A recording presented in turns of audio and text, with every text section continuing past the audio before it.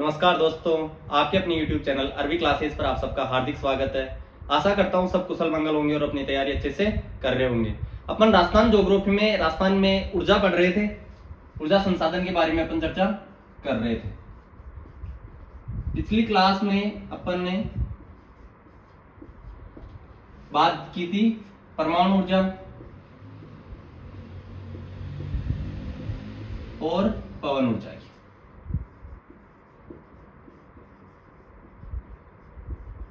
अगर परमाणु ऊर्जा की दृष्टि से देखें तो राजस्थान में एकमात्र परमाणु ऊर्जा संयंत्र है। वो कहां पे है? तो राजस्थान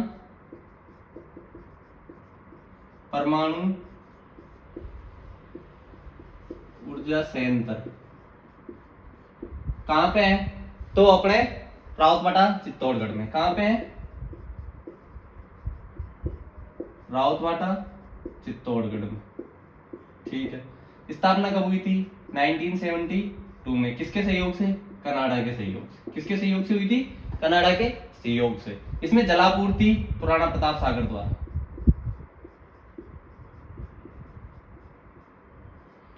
ठीक है। उसके बाद यहां से जो उत्पादन होता है वो कितना होता है? तो लगभग 1180 मेगावाट। कितना होता है? 1180 मेगावाट। कितनी इकाइयां टोटल? तो 6 इकाइयां। ठीक है। इसका संचालन कौन करता है? तो नाभिकीय एनर्जी कॉर्पोरेशन, नाभिकीय ऊर्जा निगम इसका क्या करता है? संचालन करता है। उसके बाद अगर अपन देखते हैं तो पवन ऊर्जा की दृष्टि से राजस्थान का भारत में कौन सा स्थान है? तो दूसरा। पहला स्थान किसका देखा था अपन ने? तमिलनाडु का। किसका देखा था? तमिलनाडु का। उसके बाद राजस्थान में सर्वाधिक संभावना तो अपन जैसलमेर में। कहां पे? जैसलमेर में। यहाँ पे राजस्थान में सर्वाधिक वो जो क्षमता है वो कितनी है? तो 150 मीटर की ऊंचाई पर लगभग 284 गीगावाट। कितनी है? 284 गीगावाट। उसके बाद अगर अपन देखें तो अपन ने देखा था कि जो हाइब्रिड नीति है पवन ऊर्जा एंड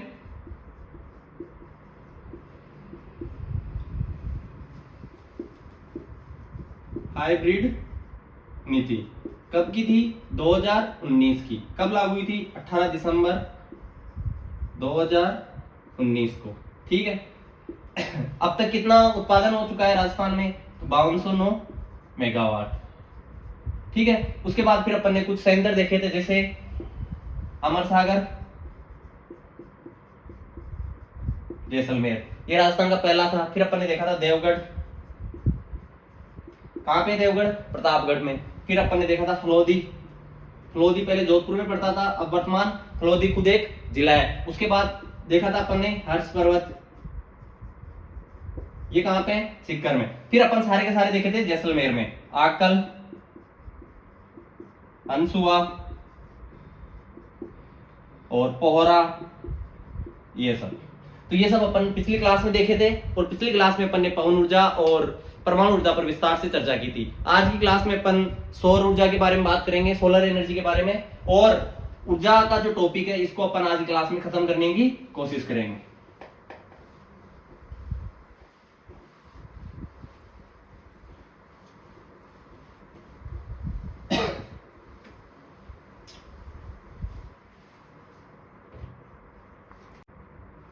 चलो अब देखते हैं सौर ऊर्जा।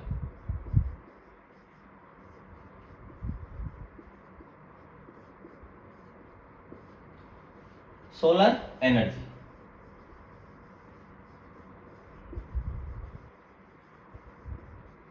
ठीक है। सौर ऊर्जा की अगर अपन बात करते हैं तो भारत में सर्वाधिक संभावना राजस्थान में। संभावना किसमें है? राजस्थान का सौर ऊर्जा उत्पादन में राजस्थान लगभग भारत में प्रथम स्थान में है। और संभावित जो क्षमता है, संभावित क्षमता वो राजस्थान में 142 गीगावाट। कितनी है? 142 गीगावाट। अब जो अपने इकोनॉमिक सर्वे में लिखा हुआ है कि राजस्थान में भी सर्वाधिक जो संभावना है वो कहां पे है? जोधपुर जिले में। कहां पे है? जोधपुर जिले में। अब लेकिन इकोनॉमिक सर्वे के बाद उसमें अपडेटेड डाटा नहीं आया है, जोधपुर जिला ही लिखा हुआ है, और जो लिखा हुआ है वही अपन पढ़ेंगे। अब देखें तो जोधपुर जिले के 3 पार्ट हो चुके हैं, जोधपुर ग्रामीण, जोधपुर सिटी एंड फलोदी।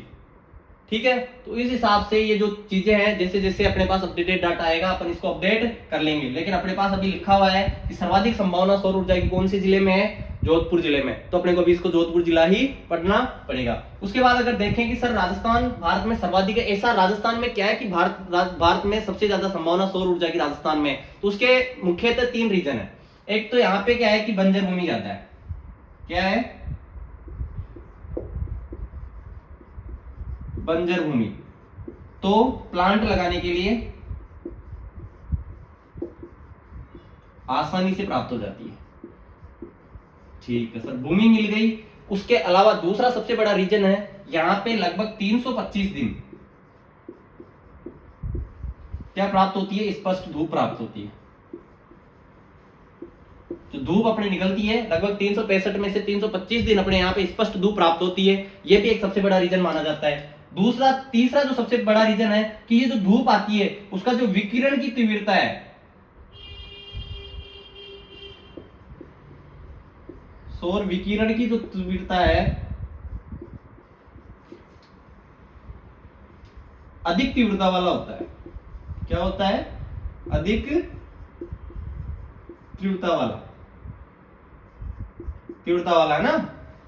तो भाई राजस्थान सौर ऊर्जा की जो संभावना है राजस्थान में भारत में सर्वाधिक है, लगभग 142 गीगावाट है। अगर राजस्थान में देखें तो अपने पास अभी डाटा जोधपुर लिखा हुआ है, लेकिन जिस हिसाब से जोधपुर के 3 टुकड़े हुए हैं तो मुझे नहीं लगता आने वाले समय में भी जोधपुर ही रहेगा, हो सकता है जैसलमेर हो जाए या फिर फलोदी हो जाए। लेकिन बंजर भूमि, अब सर यहाँ पे संभावना है तो इसका रीजन क्या है, तो आप सबको पता है फिजिकल डिवीजन जब पढ़े थे तो राजस्थान का लगभग 61.11% भूभाग पर क्या है, मरुस्थल है। और मरुस्थल है तो वहां पे इतने कोई खेती वगैरह या फिर उपजाऊ मृदा नहीं है, तो वो कैसी भूमि है, बंजर भूमि है। बंजर भूमि है तो वहां पे प्लांट लगाने तो आसानी से भूमि अपने को उपलब्ध हो जाती है। तो सर भूमि उपलब्ध हो गई तो जरूरी थोड़ी है ऐसी जगह, हर जगह भूमि में सोलर प्लांट थोड़ी लगा सकते हैं।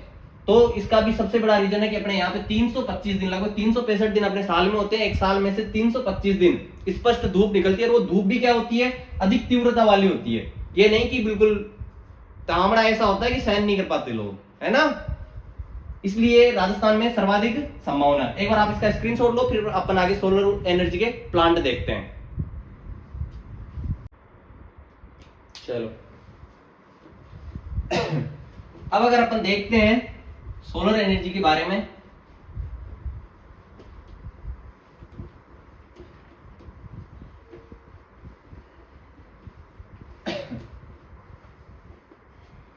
तो जो सोलर एनर्जी है इसके राजस्थान में मुख्य सोलर पार्क एक तरह से अपन देख सकते हैं।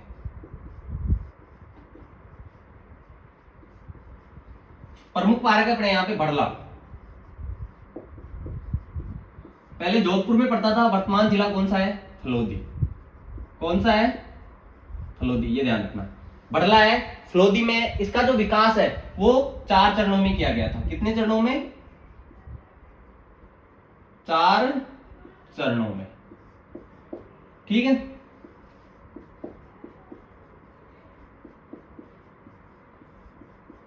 तो इसका जो चतुर्थ चरण है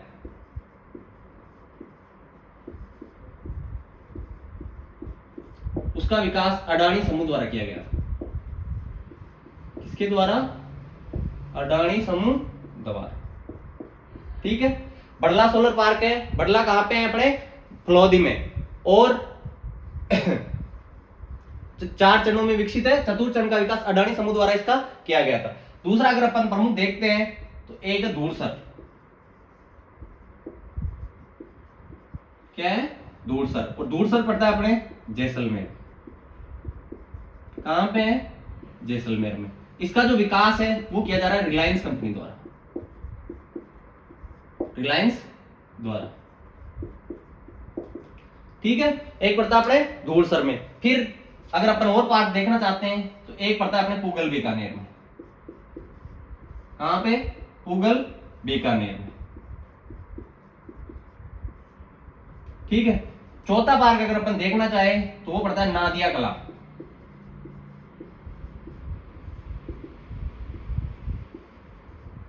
और ये पड़ता है जोधपुर ग्रामीण में। कहाँ पड़ता है? जोधपुर ग्रामीण में। उसके बाद अगर अपन देखते हैं तो एक बात जो पड़ता है पोखरण फलोदी। पोखरण फलोदी, फलोदी तो अपने आप में एक जिला है, पोखरण जिला पड़ता है। पोखरण जो स्थान पड़ता है वो जैसलमेर में, तो ये है जैसलमेर एंड फलोदी में।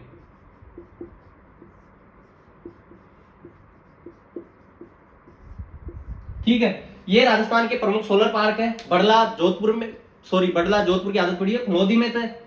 बड़ला कहाँ पे है? फलोदी में। 4 चरणों में विकसित था। चतुर्थ चरण का विकास अडानी समूह द्वारा किया गया है। दूरसर जैसलमेर में रिलायंस कंपनी द्वारा, पूगल बीकानेर में, नादिया कला जोधपुर ग्रामीण में, पोखरण फलोदी जैसलमेर में। इसके अलावा अगर अपन देखते हैं तो एक जो पार्क है वो है निजी सेक्टर में। अगर क्वेश्चन बन जाता है कई बार, अगर अपन देखें तो निजी सेक्टर का प्रथम सोलर पार्क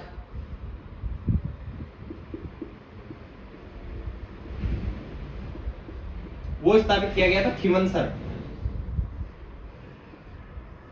और ये कहां पड़ता है? नागौर में। कहां स्थापित किया गया था? खिवनसर, नागौर में। किसके द्वारा? तो रिलायंस कंपनी द्वारा।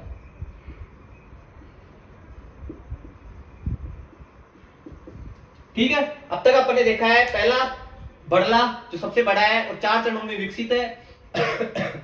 4 चरणों में विकसित है। चतुर्थ चरण इसका अडानी समूह द्वारा विकसित किया जा रहा है। दूसरा अपन ने देखा है दूरसर जैसलमेर में रिलायंस समूह द्वारा इसका क्या किया जा रहा है? विकास किया जा रहा है। पूगल बीकानेर में स्थापित है। उसके बाद अगर अपन देखें तो नादिया कला जोधपुर ग्रामीण में, पोखरण फलोदी में, और निजी सेक्टर का कहां पे? खिवनसर में। किस द्वारा? रिलायंस समूह द्वारा। उसके बाद में अगर अपन देखना चाहे तो और देख सकते हैं इसमें फतेहगढ़, और ये भी कहां पे है? जैसलमेर में। कहां पे है? जैसलमेर में। इसका भी विकास अडानी समूह द्वारा किया जा रहा है। और अगर अपन सोलर पार्क देखना चाहे तो और देख सकते हैं, एक अपने नोक जैसलमेर में।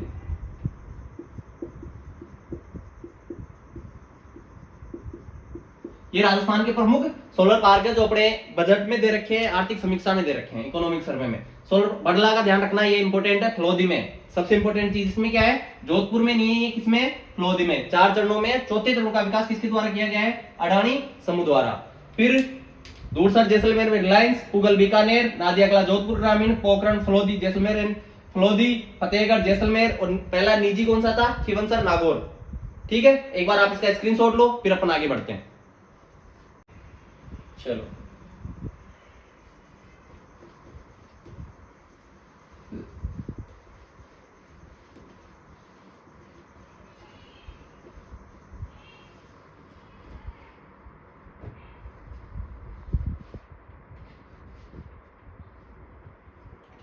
अब जो अपन देखने जा रहे हैं, सौर ऊर्जा से संबंधित एक क्षेत्र आता है जिसको अपन सीज बोलते हैं। क्या बोलते हैं? सीज के नाम से। अर्थात सोलर एनर्जी एंटरप्राइजिंग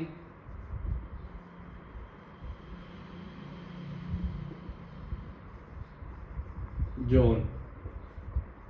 ठीक है, इसका जो विस्तार है वो जैसलमेर,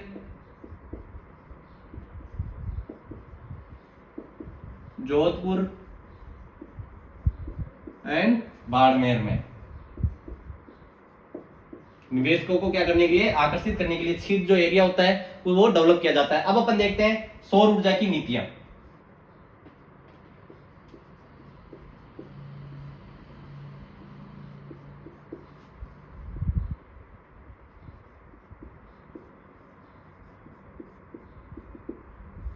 पहली जो सौर ऊर्जा की नीति आई थी वो आई थी 2011 में।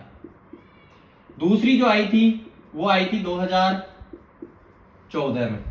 ठीक है, तीसरी जो सोलर ऊर्जा की एनर्जी थी वो थी 2019 वाली। ठीक है, जो 18 दिसंबर 2019 से क्या हुई थी, लागू हुई थी। इस एनर्जी का जो उद्देश्य था वो था कि 2024-25 तक कितने सौर ऊर्जा से कितना ऊर्जा का उत्पादन करना है, लगभग 30,000 मेगावाट का उत्पादन। किस ऊर्जा नीति का वो था, उद्देश्य था 2019 वाली की जो सौर ऊर्जा नीति थी उसका उद्देश्य था। इसको अपन सौर ऊर्जा एंड हाइब्रिड ऊर्जा नीति भी बोल सकते हैं। वही नीति है जो अपन पवन ऊर्जा में पढ़े थे। उसमें इसका उद्देश्य कितना, जो लक्ष्य ही था वो कितना रखा गया था, 2024-25 तक 30,000 मेगावाट या 30 गीगावाट। उसके बाद जो नवीनतम नीति आई है अभी अपने लिए सबसे इंपॉर्टेंट है, राजस्थान अक्षय ऊर्जा नीति 2023 लागू कब से हुई है, लागू हुई है, ये डेट इंपॉर्टेंट है, 6 अक्टूबर 2023 से। कब से लागू हुई है, 6 अक्टूबर 2023 से। तो अपन ने पहले तो देखा SEEZ solar energy enterprising zone, Jaisalmer, Jodhpur और बाड़मेर। उसके बाद सौर ऊर्जा नीतियां, पहली 2011 में, दूसरी 2014 में, तीसरी अपन ने देखी है 2019 में, 18 दिसंबर 2019 को। और इसका उद्देश्य था 30,000 मेगावाट, कब तक, 2024-25 तक। राजस्थान अक्षय ऊर्जा नीति कब आई, 2023 में, 6 अक्टूबर 2023 से लागू है। एक बार आप इसका स्क्रीनशॉट लो, फिर अपन आगे बढ़ते हैं। चलो अब अपन देखने जा रहे हैं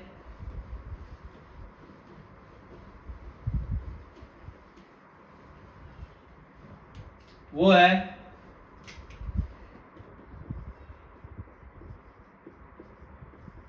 बायोमास ऊर्जा। ठीक है, राजस्थान में इसकी सर्वाधिक जो संभावना है वो है श्री गंगानगर।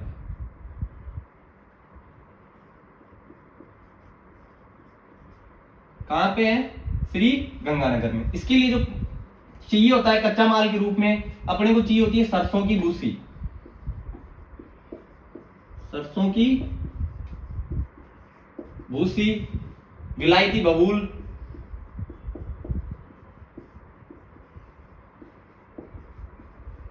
और इसके अलावा चाहिए होता है चावल की भूसी।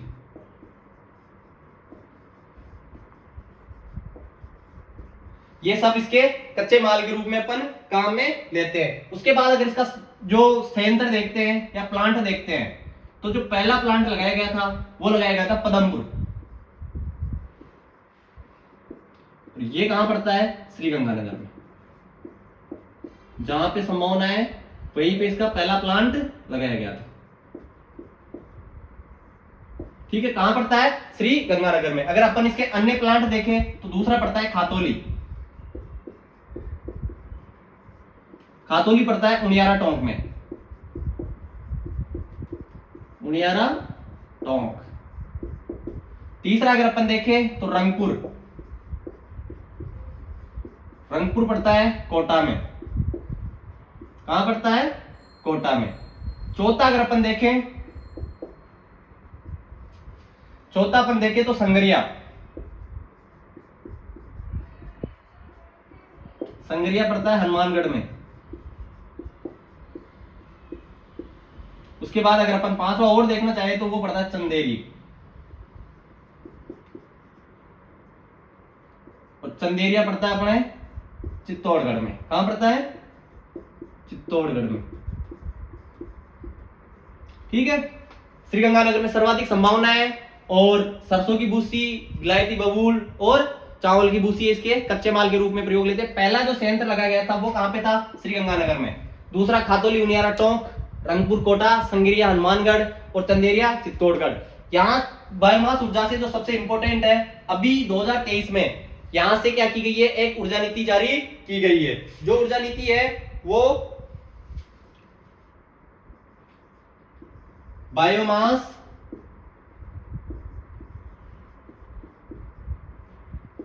वेस्ट टू एनर्जी नीति, और ये कब लाई गई है, 2023 में। इसलिए इंपॉर्टेंट है क्योंकि आर्थिक समीक्षा में मेंशन है, और ये कब से लागू हुई है, तो 29 सितंबर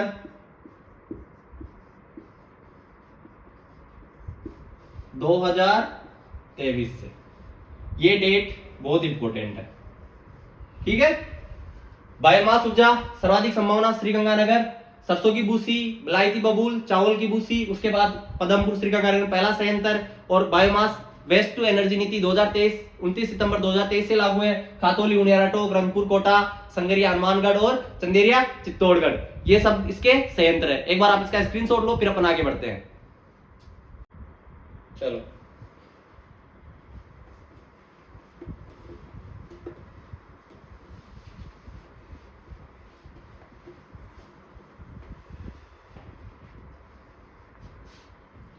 अब अपन देख रहे हैं बायोगैस एनर्जी।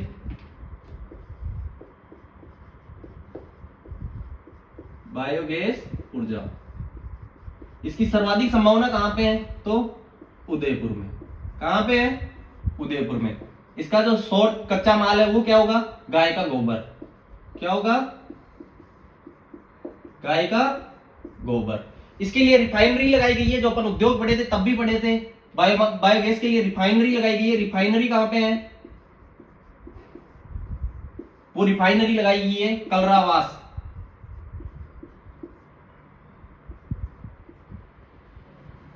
तो ये कहां पड़ता है, उदयपुर में। और एक संयंत्र लगाया गया है बायोगैस के लिए। संयंत्र कहां पे लगाया गया है, झामरकोटड़ा। और झामरकोटड़ा कहां पड़ता है, ये भी उदयपुर। अगर अपन बायोगैस का रासायनिक संगठन देखते हैं तो इसमें मीथेन होती है लगभग 65%। उसके बाद CO2 होती है, कार्बन डाइऑक्साइड, लगभग 30%। और हाइड्रोजन होता है लगभग 2%। ये इसका रासायनिक संगठन है। इसके बाद जो ऊर्जा के विकास के लिए राजस्थान में दो चीजें काम कर रही है। एक तो है राजस्थान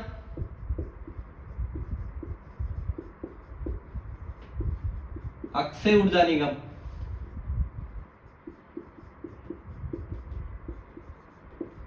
जिसकी स्थापना 9 अगस्त 2002 को की गई थी। किस किस स्थान पे, तो दो संस्थाएं थी। एक तो थी रेडा और एक थी Rajasthan state power corporation limited. इन दोनों को मिला के इसकी स्थापना की गई थी। ये थी राजस्थान एनर्जी डेवलपमेंट एजेंसी। इसकी स्थापना हुई थी 1985 में। और Rajasthan state power corporation limited, इसकी स्थापना हुई थी 1995 में। इन दोनों संस्थानों के स्थान पे नई जो स्थापना की गई थी संस्थान की, वो था राजस्थान अक्षय ऊर्जा निगम। फिर राजस्थान में जैसे बिजली के जो तार वार वगैरह है, लाइट सप्लाई होती है, इसके लिए एक संस्था और बनाई गई है, उसको अपन बोल देते हैं राजस्थान। अगर देखना चाहे तो देख लो, राजस्थान राज्य विद्युत उत्पादन निगम। ये कहां पे है, तो उत्पादन लिमिटेड। ये कहां पे है, तो जयपुर में। जैसे उत्पादन है वैसे एक प्रसारण के लिए बनाया गया है। प्रसारण के लिए भी कहां पे है, जयपुर में। लेकिन वितरण हेतु 3 ब्लॉकों में बांटा गया है। वितरण के लिए 3 ब्लॉक बनाए गए हैं। एक तो जयपुर, एक अजमेर और एक जोधपुर। आई होप चीजें आपके समझ में आ रही होगी और आपको पढ़ने में मजा भी आ रहा होगा। अगर अपन देख रहे बायोगैस ऊर्जा सर्वाधिक संभावना कहां पे, उदयपुर में। कच्चा माल क्या है, तो गाय का गोबर। उसके बाद देखें तो इसके लिए रिफाइनरी कहां पे लगाई गई है, कलरावास उदयपुर में। संयंत्र कहां पे, झामरकोटा उदयपुर में, जो अपन उद्योगों में भी देख चुके हैं। अगर बायोगैस का अपन रासायनिक संगठन देखें तो उसमें मीथेन होती है लगभग 65%, कार्बन डाइऑक्साइड 30% और हाइड्रोजन होता है 2%। फिर अपन ने देखा कि राजस्थान में ऊर्जा के विकास के लिए एक संस्थान बनाया गया है, राजस्थान अक्षय ऊर्जा निगम।